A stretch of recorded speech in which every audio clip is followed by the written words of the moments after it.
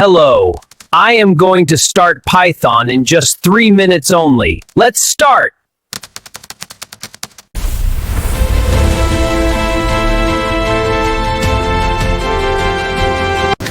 First, the classic print hello world. See, it prints right here. Now let's add 5 and 3. It's